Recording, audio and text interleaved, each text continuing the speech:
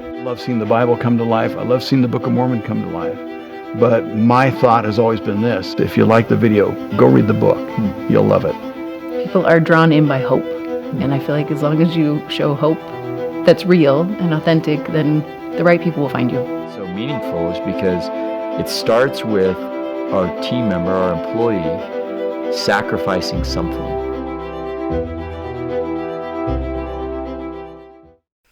Hello and welcome to Latter-day Profiles. I'm Brian Howard. We're here at the LDS Motion Picture Studio in Provo, Utah. And joining me today is Maria Eckersley, or Mech Mom, as many people recognize her. True. You've done a lot of things. People, if they're in the Salt Lake area, may have seen you on Studio 5. You are a contributor there and do a lot of cool things as well. I was reading through your background. So your parents joined the church as newlyweds, and then you're number 8 of 10. By the way, I'm the 10th of 10, so I guess we have that connection there. So we're at the tail end, yeah. The tail end. What was that experience like for you growing up? Of course, 8 of 10, so lots of kids, and your parents jumping into the church at a young age. Yeah, it was pretty, I mean, that's all I remember is them being in the church, because they converted before I came around. But it was a pretty great life. They got kind of cut off from both sides of their family, and so I don't know much about my extended family, or didn't for a long time, but had so many siblings that you just didn't feel the lack, you know? I mean, it was pretty great. It was busy all the time. I have 6 older sisters. I'm the 7th. Oh, wow. And then there's 3 boys as well, but it was a pretty great childhood, I have to say. Yeah, those poor boys, I guess. Dominated by the We're sisters. lucky, Brian. I have 6 sisters. I'm sorry. Okay. I shouldn't say that. I was reading your notes. You met your husband, Jason, at BYU at a football game. Yeah. Was that just happenstance? You came in and there's a person you sat next to? No, his roommate invited my group of roommates to come, but they were from the Midwest. So all of his roommates were from Minnesota, where Jason grew up, and they tailgated there. So then when they invited us to go to the game, it was to tailgate. And we show up hours early to the game to tailgate, and there's no one anywhere. Because tailgating here is not the same as it is in the Midwest. So we had lots of time to chat, and ended up, rearranging our seats so we could sit next to each other. And, the rest is history. We were shopping for rings by the end of the season. Oh, it must have been a good football season. Hopefully we did not win much, but it was a good football season. That's good. Well, maybe it's a little bit like this one, I suppose. Hopefully it's a little bit better. You do graphic design, freelance. Let's get a little bit of your, so you went to college, you met your husband. Mm-hmm. So what was your plan, career track? How did you get involved with, doing what you're doing now? Graphic design kind of emerged over time. I studied communications in school, but there wasn't a lot of ways to do that from home. And we had our kids pretty quick. I have 6 kids, and those first 3 came within 4 years. But I really have always had a bit of an entrepreneurial spirit. And so I'd always done art, and Jason was super techie. And when we connected that way, it was like he taught me the tech side, and then graphic design was a natural fit. So it's something I could do late at night. I started working for companies in my area, and friends of friends, and it just came really easily to me. All my art training just sort of bubbled to the surface in technology, and it worked great. So that's kind of where it began. Did you, when you're taking classes, did they have like the Illustrator course or whatever? Yeah. Did you take all those classes and then you're ready to roll? I wish I had learned it that way, but no, I did not. It was more of I got to solve this problem, so I'm going to try and figure it out. It's one of those, all those graphic design programs are sort of piecemeal. Once you kind of get the basics in one area, the software changes and you got to adapt anyway. So I feel like I just sort of learned as I went, and I troubleshooted a lot. I'm pretty good at troubleshooting, so it worked out. So doing freelance, how do you get your name out there, get people to get customers? How did that work for you? Mine was just word of mouth for a long time. I think if you show up, you're a hard worker. I feel like all the skills my parents taught me growing up, if you're a hard worker, you want to solve problems, all those things come to the surface in almost any profession you do. So in that one, just showing up on time and getting the work done. And my brain likes to think of things a little bit out of the box. I don't know. I just think that's how I was raised. And so having a fresh perspective on how to design something just seemed to catch people's eye. And so it would spread pretty fast. And then I started to sell stuff online, because once I realized that if I could design one thing and sell it to 50 people, it was a much better use of my time than doing custom things for each person. So over time, I started to shift to just like having an Etsy shop at first, and then my own site. Okay, so did the Etsy come first, and then when did Mech Mom come about? Because you got 6 kids. Did it start as you were having children? How'd that work? Our kids came in 2 batches, so we have our older 3 really close together, and then our younger 3 close together. And in the middle, once my older 3 were getting to not quite all in school, but close, and time was opening up for me, I started to get really efficient at mom things. It sounds, I don't know how to describe it, but Jason used to travel a lot. So he would travel from Monday to Saturday. And so I was on my own with 3 kids under 6 and had to really figure things out. So I got really good at that. And my printables tend to help me accomplish a lot of the organization stuff I did.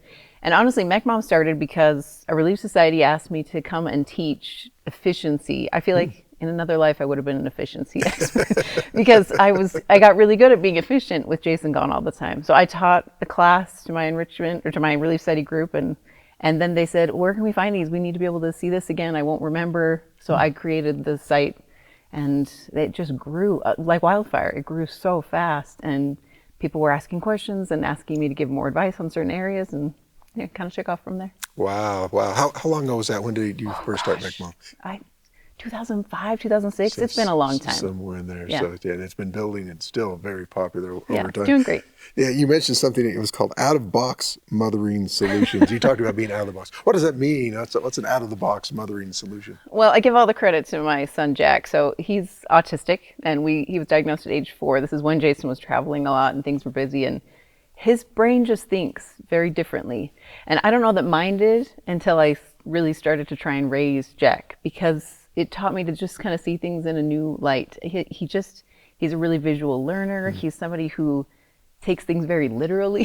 So I just had to think differently. So simple things like I got really tired of having cars roll under the bed he loved, and like under the couches. And so I realized really quickly that if I would just wedge a swim noodle underneath, maybe a foot back in the couch, nobody else could see it, but it would block all the cars from rolling onto the couch. Those kind of solutions are what I'm good at. It's like, okay, what can I come together with in a pinch, not go to the store and solve a simple problem? That's what I do. So if someone had never visited your site before, come to Mech Mom, things like that, what kind of solutions, what are they going to find there? Yeah, they call them mom hacks is what Studio 5 calls them. They're just like life hacks that are focused on.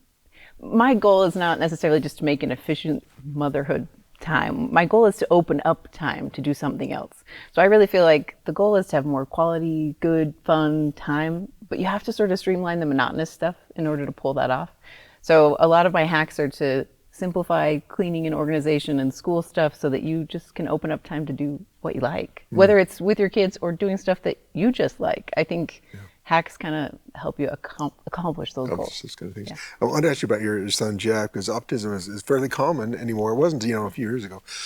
How is it for, finding the help that you need? Do people ask you questions concerning autism because of Jack? Yeah, I did a YouTube video years ago. I started to post creative object lessons on YouTube, and one of them was about how to teach kids with special needs, like in a primary setting, just because it was something I had learned kind of the hard way. And I didn't know much about autism when he was diagnosed. I don't think I still know everything there is about autism, but I learned a lot about watching good teachers and how they pulled things off. And so that's when questions started to come my way. After that YouTube video launched, it got a lot of views, a lot of questions, and people would ask me for more advice on how to do that better. And it was really eye-opening to see. I really feel like you see the sweetness of people who don't understand exactly how to find solutions, but they really have a love of the kids that they're teaching and they want to do it better. And it was really rewarding to field those questions. What's your reaction as you build this presence and you see the followers, the likes growing? What does it make you feel like? Is it more responsible? Is like, wow, I wasn't expecting this? What kind of reaction do you get as you see how many people are enjoying the content that you create? I think it's a little bit of both. I think it's for me, the biggest piece of it is it opens up people who care about me, which seems self-serving, but so great at the same time. The same way my whole ward would pray about me if somebody was sick or in trouble in my family. I feel like all these people feel like they know me and they'll interact with me in some way, and then they're kind of on your team. So there's been several times when literally prayers will get answered by a commenter or someone who'll send me a direct message about how something helped, and it's an answer to my prayers. So I just feel like it's one of God's ways of like expanding my net, this like safety net that he's created for me, just in a digital way. Are there people that you've got to know specifically through, they've been followers and now they're friends, acquaintances, wherever they happen to live? Yeah, I don't have personal interactions with them, but we have incredible friendships. You wouldn't think it, but honestly, sometimes I have more personal dialogues with people digitally than, because you don't see each other very often anymore in person. So I have people that I hike with or people that I serve with in a calling, and you get pretty close to them. But most of the people in your ward, even, you don't spend an hour or two together with. So there's been some pretty profound digital friendships that I still have never met them in person, but I feel like they're like a sister. It's pretty great. Yeah, just a plus and minus of going to 2-hour church, right? Plus COVID, I mean, when do we actually see anybody? Well, you created part of that is the creative Come Follow Me. Tell me about that, because I've really enjoyed the Come Follow Me, but I think that probably is a challenge, especially with people with younger kids. I mean, as adults, you can just talk whatever level, supposedly high level. But how did that come about? Well, it actually started, well, you want me to be blatantly honest? Yes. Okay, 2019, when we were first starting, so 2-hour church started, and 2019 was New Testament, and I was terrible at it, to be quite honest. I didn't feel it for a while, and I struggled. The analogy I often use when I teach about this is, you know that in the New Testament when Peter is out and he's fishing and he's fished all night long and there's nothing in the water, and then the Lord says, go a little farther out, fish on the other side, and he doesn't want to believe it, but he does it anyway.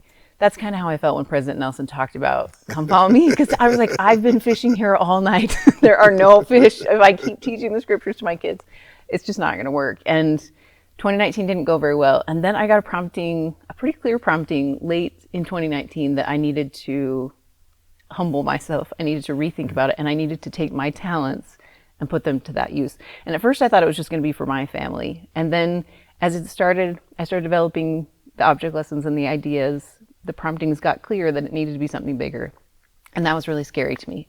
But by, a couple weeks before 2020, my husband and I both prayed about it. We felt like it was right. And so we decided to launch this course that's all about teaching the gospel, but also helping people motivate others to want to learn it. Because sometimes, you feel like Lehi at the tree where you've taken a bite of this delicious fruit, and then you're like, family, come, and they don't come. And I feel like the creative piece for me is how I entice them to come, just to learn a little bit more, because they're intrigued or they're curious or they're shocked by something that happens. And anyway, for me, that's what works. So we kicked it off in 2020, and then within 2 or 3 months, the world shut down, and we were doing home church, and the people who were in the course were eating it up because all of a sudden they were all on their own, and they needed fun, and they needed light and happiness, and the course provided that for my family and a bunch of others. So it's great. Well, that's a big challenge, whether it's Come Follow Me or home evening. Sitting around and staring at each other gets pretty old pretty fast, especially with younger kids. And I was watching some of the things that you created, like the barges, for example. That was the example you had on your website. Where do you come up with those ideas? Like this one is to show, using a plastic container to show hole in the bottom, hole in the top kind of thing. I was like, oh, that'd be great. My kids would love that. Yeah, it's been pretty cool. At first, when we started the course, I had maybe 6 or 7 in my head, and I hit a panic mode about one weekend and thought, I'm not going to have enough object lessons. How am I going to do this for a year? And the miraculous thing is the Spirit will prompt you in the coolest ways. Just this last week, we were doing one about the stick of Joseph and the stick of Judah. And I honestly was getting to the wire where I had to record, and I couldn't think of one that I liked. My son comes home from school in science class. They'd done this cool thing with a piece of paper where they fold it up and it makes this big noise. And all of a sudden I was like, oh, that could work. And that's what I found with the Spirit is if I do the study, and it's a lot of study, but if I really do the study and I dial in, he'll prompt me in the coolest, simplest ways. And it's usually while I'm going about my day, not searching on YouTube, not looking anywhere else, just I'm doing dishes, I'm doing laundry, and all of a sudden I'll be like, oh, maybe that could work. And then it does. It's pretty great. Not to give it the course, but do you have any favorites? I mean, that was the only one I saw because I was looking at the previous. Like, oh, that was totally cool. I forgot that's on there. I could see my kids sinking the boat, so that didn't work. But my favorites are the ones that my kids love the most. And for me, right now, the ones who are at home and are engaged in Come Follow Me, I have a 14-year-old boy and I have a 12-year-old boy and then a 9-year-old girl, and they love fire. So anything we do with fire. In fact, we just did one recently talking about the adversary, and so they lit a ping pong ball on fire. Have you ever seen this? I haven't seen that one. Okay. If you put a fire to a ping pong ball, it makes this giant torch. I'm not kidding. The flame is like this high. And then within 10 seconds, it dissolves into absolutely nothing. And so we were talking about how the adversary loves to intimidate you with this big show, and then he really has nothing left. I think we were talking about Moses at the time. But those fire ones, they love. It doesn't seem like something a mom should do to light fires in her kitchen to excite her kids, but that's what makes it work. If it right? works, it works. Yeah. You're the one with the steel wool and the batteries. Use that one. Oh, as yeah, well. yeah. Okay. That was cool because that flame went on for a long time. Yeah, It's it's kind of like fun, the burning right? bush. Kind of reuse that one maybe when you get to Yeah, more absolutely. motives, kind of like that. Well, on there you got videos, activities, printables. I think Mm-hmm. things that are really hands-on that people can use. I think that's a challenge to try and come up with. So it's good there's creative minds that can help us out because a lot of times I draw a blank and say, okay, what are we going to do? Yeah. Or they just don't have the skills to build it. You know, Right, like right. there are so many people who could come up with ideas, but they just don't have the time to put it into that purpose. So I feel like if I can come and be that bridge so that they can just enjoy it, you know, we don't make coloring pages. There are always things that you touch, that you do something with, that your kids will come away and be like, actually, that was pretty cool. Yeah. And we found it's been really fun. We have a lot of grandparents in the course, and you know, because they'll have kids over for Sunday dinner and grandkids come, and so they'll do an object lesson. They'll get to say a little testimony, and they write me because they just are. It creates a cool atmosphere of, you know, like, what's Grandma going to do today? It's just really fun. So it's been really rewarding. Just curious, you know, with your kids, perhaps, has it come back later? You did something that still helps them recollect something that you've taught them? Yeah, just we did one on natural springs. So we've been talking about how he often compares the Savior to a spring that comes out of the earth, right? Naturally. So we actually decided we were going to make a natural spring. It's a pile of towels, and you can go through the object lesson and learn it. But you see that the rainwater comes down and then it comes out of a place that's unexpected. Joseph Smith is another good example of that. And it was my kids, every time the word spring is mentioned in the scripture, that's the first thing they'll say. It's like, oh, it's like the towels, right? Like the towels, like their brain just remembers things. And I think it's the reason the Savior taught in parables. I think it's, well, one of the reasons, but it just seems to stick. And that's my whole goal, is that not that they'll remember the showmanship of it, but they'll at least remember how they felt, right? That they felt joy and delight and even surprise as they studied their scriptures. And if they feel that, then I feel like I've pulled something off. Yeah, got a little attention. Mind isn't completely on something else, which is a miracle in some Right. situations.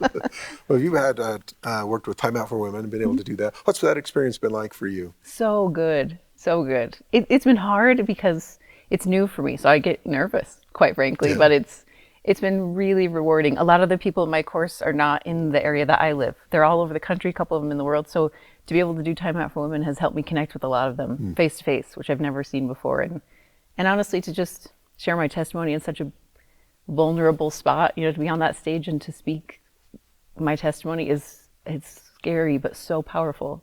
It resonates in my heart, and then I feel like I know it better. You know, I step off the stage and I'm like, everything I said was right. Everything that was true. And then it sinks a little deeper in me. So it's been powerful for me. I really loved it. How to prepare for it? Because it's different. You know, you're doing your videos at home. Are you a one-person show, by the way? Do you record Well, it's yourself? my family. So okay, family helps. Jason and my 14-year-old edit. First the record, do some editing for you. Okay, Yeah, so you're Sam sets up the lights. One-person show.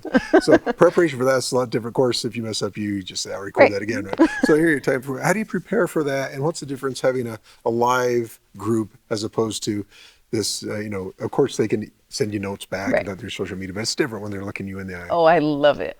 If I could teach live all the time, I would. Because I just feel like you can just catch someone's eye and you can tell that the Spirit's working on them. And there's just this connection that happens when we gather. That I think it's great to do online video. And I think it's great to be able to reach into households I couldn't get otherwise. But if I could teach live all the time, I would. I love it. There's a different kind of spirit there. Yeah, I think it's interesting. They're obviously men and women are very different. I can't see a timeout for men succeeding very well.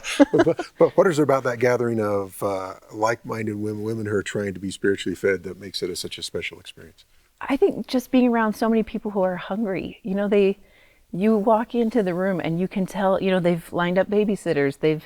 Their husbands have taken time off work. They've arranged a whole bunch of things so that they can just get to this space and just soak it in. And you don't feel like that necessarily in Relief Society. You don't feel like that in other spaces, but in that space, they've taken a lot of time and they've spent a little money so that they can enjoy. So I feel like they just come in ready to just, whatever you've got for me, I'm going to take it. And it's delightful to teach. I just realized Time Out for Men is like a football game. So I guess that's So where, maybe.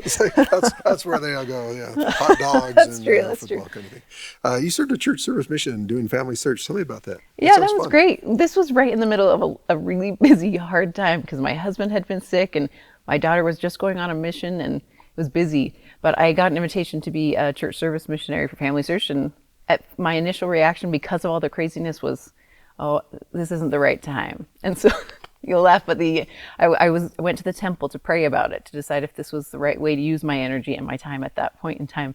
And the temple is not the place to go if you want to know on family history, because the answer I got was pretty simple and profound. And I was worried that I was going to run faster than I had strength. And the answer I got was, Maria, just run and I'll give you strength. And that's what happened. I didn't love family history before I started it. Remember I told you how our family got cut off, kind of. Yeah. So I really didn't grow up knowing grandparents or great-grandparents, so I had no emotional tie to those lines. And that changed in that calling, where I felt that veil get thinner. I felt like as I learned and as I taught other people how to learn, I could see what was missing in my life that I didn't know was missing before. And it was a beautiful thing. Wow, that sounds like a great experience. It really was. So really, you got hands-on helping other people trying to find. And did you find some for yourself as well? Yeah, it was great. And all those names, I knew their names because my parents always respected their parents and their ancestors, and they taught us, we knew their names and their stories, but to come to love them, I didn't expect. Yeah, I thought I would know them. I didn't expect to love those names. And over the course of those years, learning how to do family history better, that's what I felt. I felt like I came to love people that I didn't even know. I couldn't have pointed them out on a street, but yeah. Felt a deep love for them. Yeah. I wanted to ask you about your husband, Jason. So, back in 2016, diagnosed with cancer. That's got to be I don't know, what was that like to hear that? I mean, it's got to be something that just takes you a big blow. It was kind of terrifying, to be honest. His diagnosis was pancreatic cancer, which is the deadliest one. Yeah. And it was one of those situations where when they came in, we had 6 kids, our oldest was 16, and they went to go review the scans, and then they came back into the room and nobody would talk to us or make eye contact. And we were like, oh, something's wrong. And over the course of that 24 hours, we learned the diagnosis and did all the searches and got his chances of making it to 5 years were, I think, 4%. Wow.